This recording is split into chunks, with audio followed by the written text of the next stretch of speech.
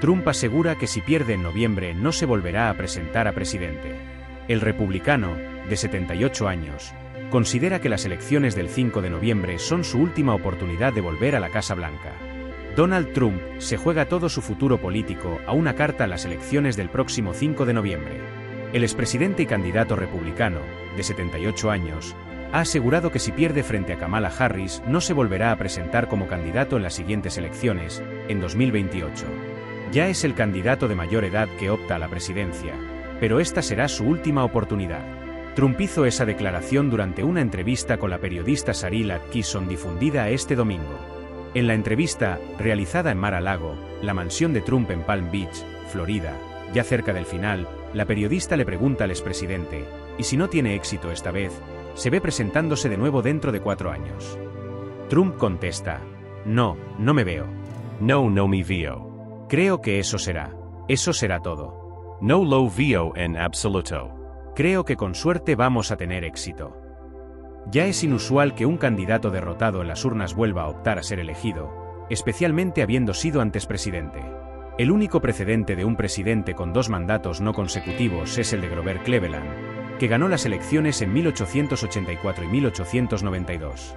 Otros candidatos lo han vuelto a intentar tras ser derrotados, entre ellos Richard Nixon, que perdió contra John F. Kennedy en 1960, pero ganó a Hubert Humphrey en 1968 y a George M. C. Govern en 1972. Trump es el primer candidato desde Nixon que encabeza la papeleta de uno de los grandes partidos por tercera vez, aunque a tenor de sus palabras, no habrá una cuarta, tanto si gana. Una enmienda constitucional establece un máximo de 2 mandatos, como si pierde. El expresidente sigue sosteniendo el bulo de que su derrota de 2020 frente a Joe Biden se debió a un fraude electoral generalizado. Ha sido imputado por sus intentos de dar un pucherazo electoral, aunque lo atribuye a una persecución política y se presenta como un mártir. El expresidente no se ha comprometido a reconocer los resultados del próximo 5 de noviembre, salvo que le otorguen la victoria. Trump lanzó su primera candidatura a la reelección para las elecciones de 2020 el mismo día de su investidura en 2017 y anunció su última candidatura a la Casa Blanca hace 2 años. En noviembre de 2022, poco después de unos resultados de las elecciones legislativas que resultaron decepcionantes para los republicanos. El expresidente ocupó el espacio, las bases le apoyaron y los candidatos alternativos, como Ron DeSantis y Nikki Haley, fueron derrotados sin paliativos. El expresidente se enfrenta ahora a una reñida carrera contra la candidata demócrata, la vicepresidenta Kamala Harris. Aunque ésta ha conseguido cierta ventaja en las encuestas nacionales, la batalla está muy igualada en los estados decisivos, los que decantarán la balanza en el colegio electoral, que es el que elige al presidente. Trump maniobra, además, para dificultar el camino a su rival. El expresidente está presionando a los republicanos de Nebraska para que cambien la ley electoral estatal que hace que ese estado, de mayoría republicana, sea uno de los 2 que no otorga todos sus votos del colegio electoral al ganador en el conjunto del estado. Da 2 votos al ganador estatal y los otros 3 a los ganadores en cada uno de los 3 distritos en que está dividido su territorio para las elecciones a la Cámara de Representantes. Con esa división, Trump logró 4 votos del colegio electoral en 2020 y Biden, 1. Entonces, ese voto no fue trascendente, pero ahora podría serlo. Si Harris gana en lo que los demócratas llaman el muro azul, los estados de Pensilvania, Michigan y Wisconsin, en los que parece tener algo de ventaja, y pierde los otros 4 territorios decisivos, Carolina del Norte, Georgia, Nevada y Arizona, la vicepresidenta se impondría por 270 votos a 268, pero eso contando con el voto de Omaha, el distrito demócrata de Nebraska. Si los republicanos le arrebatan ese voto mediante una reforma electoral, habría un empate a 269 y en ese caso al presidente lo elegiría la Cámara de Representantes y al vicepresidente, el Senado. En la Cámara de Representantes, cada delegación estatal tendría un solo voto, lo que favorecería a Trump, que en ese escenario resultaría probable ganador. En la entrevista difundida este domingo, la periodista también le ha preguntado al expresidente por la posibilidad de que Tulsi Gabbard o Robert F. Kennedy Jr., 2 antiguos demócratas convertidos en trumpistas, formen parte de su gabinete si gana las elecciones, pero el expresidente ha eludido una respuesta directa. Podría ser, pero no he llegado a un acuerdo con nadie. No es apropiado hacerlo. Es demasiado pronto. Ha contestado específicamente al ser preguntado sobre la posibilidad de que Kennedy fuera secretario de Salud y Servicios Humanos, como sugirió Nicole Shanahan, que acompañaba al antiguo demócrata como candidata a vicepresidenta. Trump vuelve a coger fuerza en las encuestas liderando 3 estados clave. El expresidente consigue superar con ventaja a Harris en Arizona y lidera la batalla por Georgia y Carolina del Norte, según un nuevo sondeo publicado por el New York Times y Siena College. El expresidente Donald Trump está cogiendo fuerza en 3 estados clave que forman parte del Sun Belt, Cinturón del Sol, según una encuesta publicada este lunes por el New York Times y el Siena College. Trump marca distancias con Kamala Harris en Arizona y amenaza con hacer lo mismo en Georgia y Carolina del Norte, 2 estados competitivos.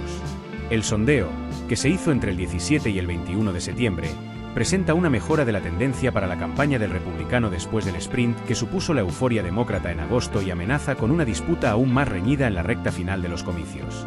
Arizona es el estado que presenta el cambio más significativo.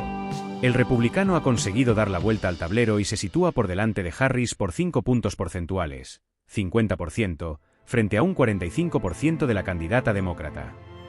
Hace tan solo un mes, otra encuesta realizada por el periódico estadounidense mostraba cómo era Harris quien adelantaba al republicano por 5 puntos. En 2020, Joe Biden consiguió teñir de azul este estado con un 49,4% de los votos y un margen de unos 10.000 votos de diferencia con Trump. No fue una victoria holgada, pero ahora parece que Harris aún lo tiene más complicado que su predecesor. En los otros 2 estados donde Trump se muestra competitivo, Georgia y Carolina del Norte, el margen se estrecha un poco más. En Georgia se sitúa por delante con un 49% frente a un 45%, y en Carolina del Norte obtiene un 49% frente al 47% de Kamala Harris. En 2020, Biden consiguió ganar en Georgia con unos 11.000 votos, un ajustado 49,47% frente a un 49,24% del republicano. Recientemente, Trump atacó al gobernador de Georgia, Brian Kemp, quien en 2020 se negó a aceptar el discurso del expresidente y defendió la integridad de los resultados electorales obtenidos en su estado.